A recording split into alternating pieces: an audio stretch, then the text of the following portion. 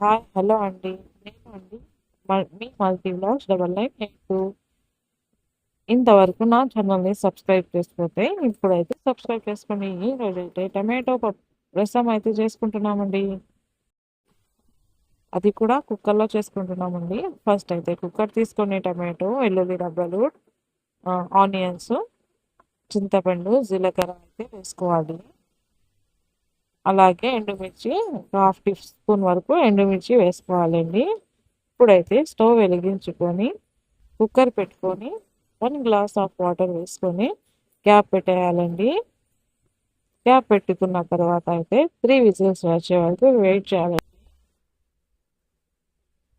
3 whistles వచ్చిన తర్వాత ఒక స్టైనర్ తీసుకొని స్టైనర్ సాయంతో నీళ్ళంతా వడగట్టుకోవాలండి.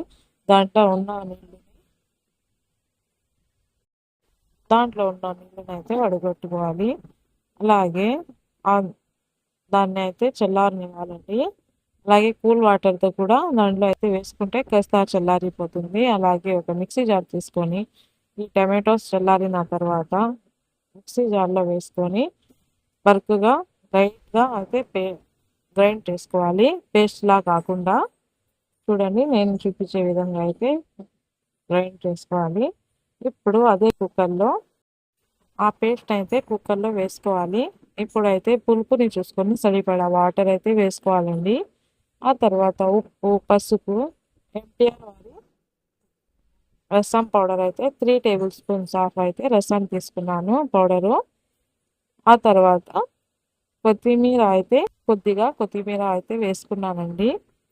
కొత్తిమీర వేసుకొని ఇప్పుడైతే స్టవ్ మీద పెట్టుకున్నానండి. అదే కుక్కర్ మళ్ళీ స్టవ్ మీద పెట్టుకొని జస్ట్ ఒక పొంగు వచ్చే వరకు అయితే రానివ్వాలండి. అది స్టవ్ మీద పెట్టుకొని ఇప్పుడైతే పక్కన అయితే ఒక బాండీ పెట్టుకున్నానండి. దాంట్లో 3 టేబుల్ స్పూన్ ఆఫ్ ఆయిల్ వేసుకున్నాను.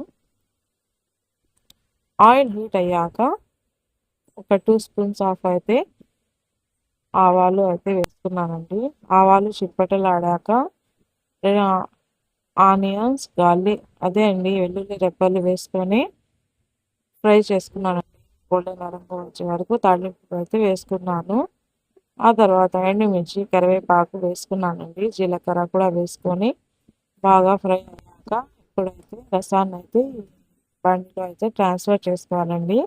ట్రాన్స్ఫర్ చేసుకొని ఒక 2 మినిట్స్ అయితే సిమ్లో పెట్టేయాలండి. లో ఫ్లేమ్లో అయితే పెట్టుకోవాలి. ఆ తర్వాత స్టవ్ ఆఫ్ చేసుకొని చూడండి, నేను చూపించే విధంగా అయితే చేసుకోవాలండి. 2 మినిట్స్ గ్యాప్ పెట్టుకొని లో ఫ్లేమ్లో పెట్టుకోవాలండి.